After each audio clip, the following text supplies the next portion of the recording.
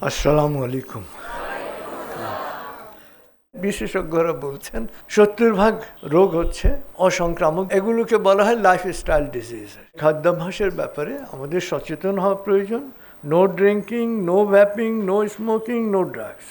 এবং মাদকের শুরু হচ্ছে তামাক। এই তামাকে বাংলাদেশে প্রত্যেক বছর গড়ে 1,61,000 মানুষ মারা যায়। 70 লক্ষ মানুষ নতুনভাবে রোগাক্রান্ত হয়। প্রতি 5টি মৃত্যুর একটি মৃত্যুর কারণ হচ্ছে এই তামাক। এবং এই তামাক খাতে রোগের চিকিৎসার জন্যে আমাদের প্রত্যেক বছর ব্যয় হয় গড়ে $3 বিলিয়ন। একজন ধূমপায়ী যদি দিনে 20টা করে সিগারেট খায়, তাহলে 365 দিনের এই ধোঁয়া জমিয়ে আলকাতরা করলে এটার পরিমাণ 1 কাপ হবে। এবং এই আলকাতরাগুলো ঝুলের আকারে ফুসফুসকে আচ্ছন্ন করে রাখে। এখন থেকে প্রায় 200 বছর আগে 1828 সালে এই সিগারেটের মধ্য থেকে 2জন গবেষক গবেষণা করে একটা উপাদান পান এবং একে মৃত্যুর নিশ্চিত রাসায়নিক হিসেবে শনাক্ত করেন। এবং এই গবেষক বলেন যে 1 ফোঁটা 1 বিন্দু নিকোটিন কারো মুখে দেওয়া তার মৃত্যুর জন্য যথেষ্ট। তো আমাদের দেশে কি অবস্থা? 1.5 কোটি প্রাপ্তবয়স্ক মানুষ সিগারেট খান, বিড়ি খান 53 লক্ষ, আর 2 কোটি 20 লক্ষ মানুষ ধোঁয়াহীন তামাক সেবন করেন। এরা আরো হতভাগা।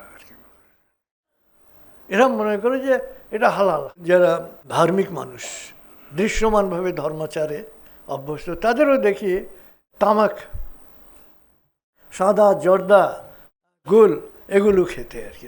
তো আসলে আমাদের দেশে মুখের যে ক্যান্সার এত বেড়ে গেছে, এর প্রধান কারণ হচ্ছে এই তামাক, সাদা পাতা, গুল, নস্যি, খৈনি, চমনবাহার, পান মশলা, এগুলো সবই হচ্ছে ক্যান্সারের কারক। সিগারেটের চেয়েও ক্ষতিকর হচ্ছে এই ধোঁয়াহীন তামাক। এবং নেশাকারক প্রত্যেকটা দ্রব্যকে আল্লাহ রাসূল বলেছেন যেটা হচ্ছে হারাম। আমরা বিশ্বের 2 নম্বর স্থানে আছি এই তামাক, সাদা পাতা, নস্যি অর্থাৎ ধোঁয়াহীন তামাক সেবনে।